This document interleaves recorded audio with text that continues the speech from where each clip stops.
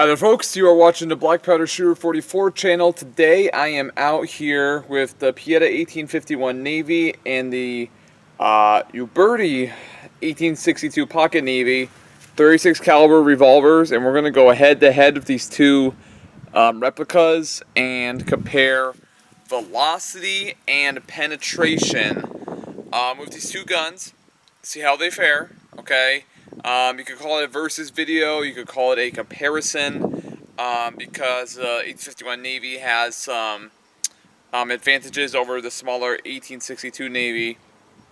The first of which being a longer barrel, okay? So the projectile could pick up some more velocity. And also the larger powder capacity in the 1851 Navy. It's just going to be interesting to see them head to head, side to side, and see how they do. Now, today we're going to be using 3F Pyrodex powder. Okay, I like that powder. It's very potent. Yes, 777 will give you a little bit more oomph, but we're going to be using the Pyrodex today. Pyrodex also has a little bit more oomph than real black. So, I want to use one that has a little bit more power, and I also just like the 3F Pyrodex. We're also going to be using 375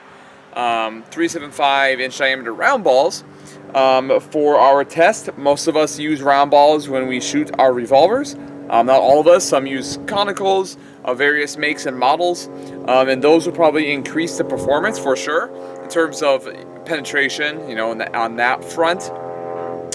But I just want to do kind of like a standard test, if you will, and look at round balls and just see how they do side to side, okay? Nothing super deep in the science here. We're just going to have a little fun out here today. So hopefully it doesn't rain and I can get this video completed.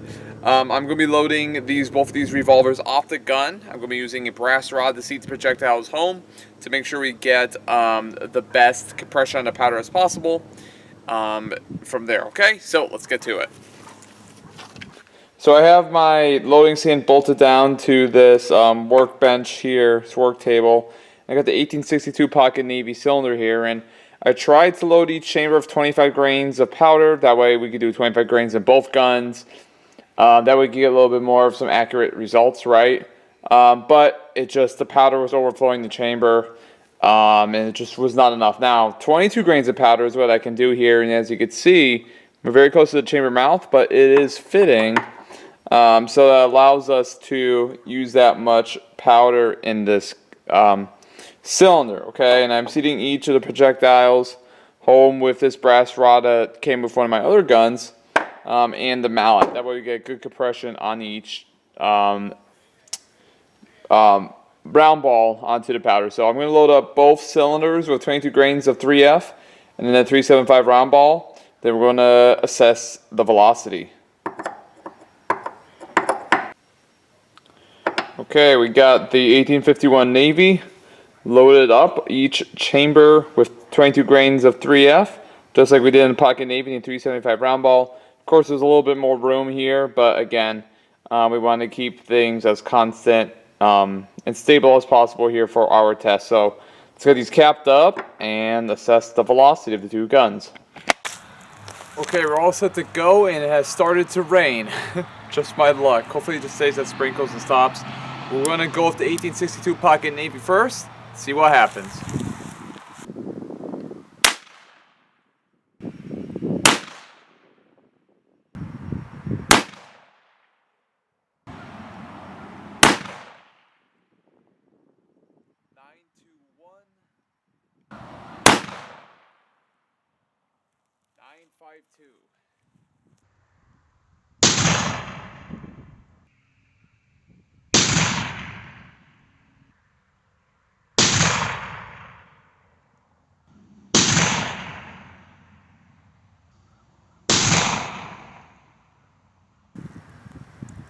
Okay, let's give the 1851 Navy a whirl.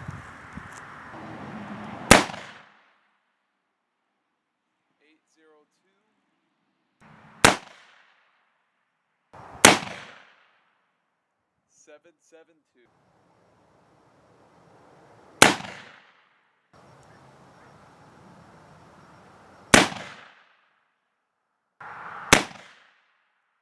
Seven, 4-2.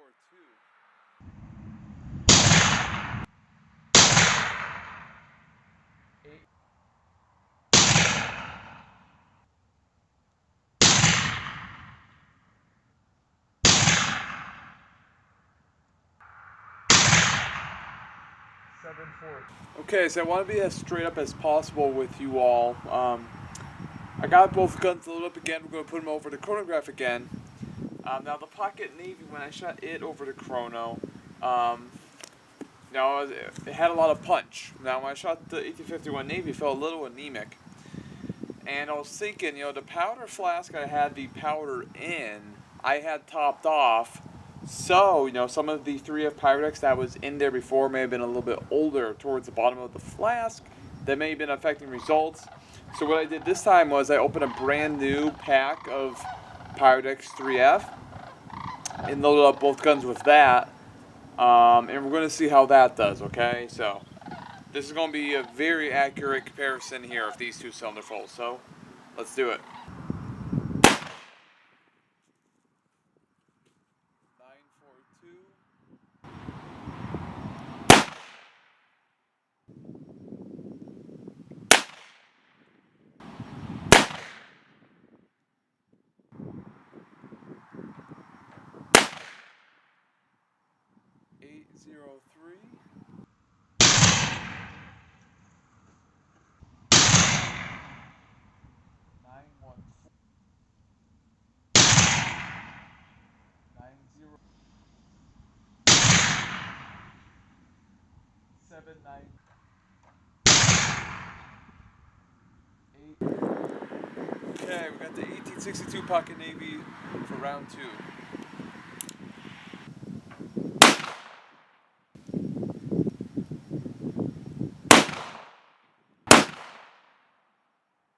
Nine five six.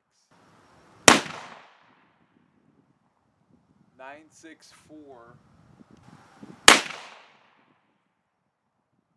1085.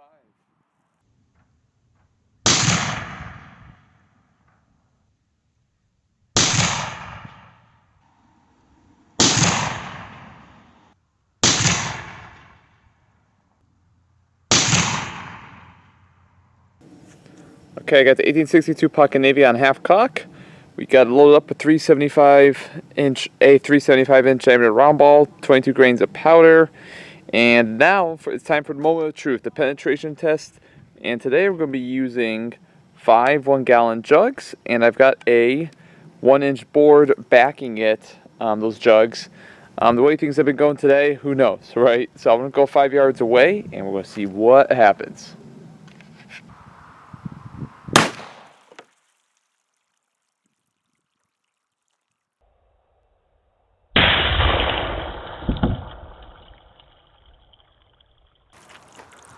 Right, let's take a closer look.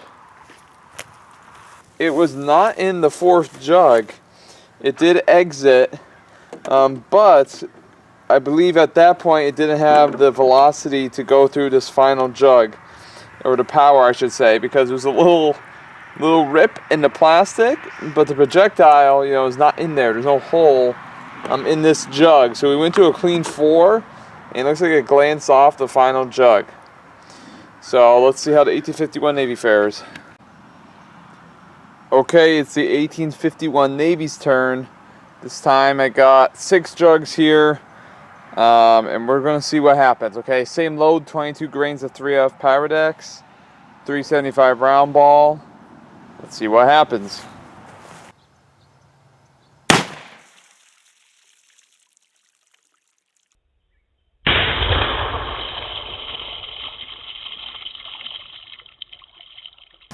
Okay, we got a pretty good size entry wound on the first jug. Did a number on it. But, I don't see much past the second jug. Let's take a closer look right now in real time. 4th jug. As you can see, not a big gaping hole by any means, but there's something. And looks like we got something here as well in this 5th jug. And an exit. I found an exit right here at the back. Or at least, oh, you know what? I see the projectile. We got it hit the back, did not go through that 5th jug. But the projectile is rolling around right here, right where my finger is. Let's see if I can get you all to see that. There is a bullet in there. Okay, I was able to get that projectile out of the 5th jug from the 1851 Navy. Besides a little marking from the rifling, you know, when it's going down the bore of the revolver, that projectile was still in good condition, so it didn't mushroom out or anything. It just pretty much passed right through. And if you could tell, I don't know if my camera's adjusting or focusing, but you could just see the mark from the rifling. So it held its structure pretty well. So it's interesting to see.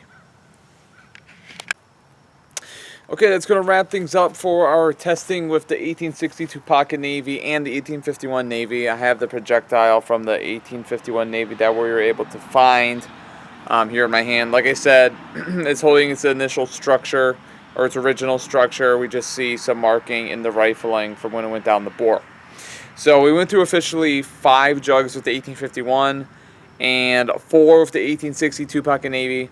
So very, very similar results. A couple things to note. When I was shooting the Pocket Navy, it had noticeably more kick and punch than the 1851 Navy. Both of the original cylinder full, and also when I was using the brand new powder in both guns. The charge was the same. If you're using a lesser charge in a gun that has a larger capacity, so like the 1851 Navy could hold close to 28 or 30 grains of Pyrodex 3F powder, whereas the 1862 Pocket Navy can't hold much more than 22 grains, it's not going to kick as much, right? If you use 10 grains in a 44 caliber Colt Walker, for example, it's not going to kick hardly at all, right? Versus a 60 grain charge, which would kick a lot more, right? So, but we were getting high velocities in this gun. Loading it off the gun with a brass rod, it's getting really good compression with both guns on each chamber, on each cylinder full. So things were as constant and stable as possible there, but we had some of the different results. So this gun is no slouch, let me tell you. Don't overlook it. 22 grains of powder in this little guy, it could pack a little wallop, okay? So I was very surprised by that. I thought the 1851 Navy would not blow this gun away, but I thought it would edge it out, and it really wasn't the case today. So that's it. You know, like I said, I had some powder in my flask that was perhaps a little bit older, but I brought in the brand new powder from the sealed package and used that, and we got good results. I store all of my powder in a dry place, so it's not like getting contaminated from humidity or anything like that. But that's it. So hope you all enjoyed the video. If you did, you know what to do. Give it a like. If you didn't like it, don't give it a thumbs down. Just move on. Go ahead and leave a comment down below. We'll be talking in the next video. Take care.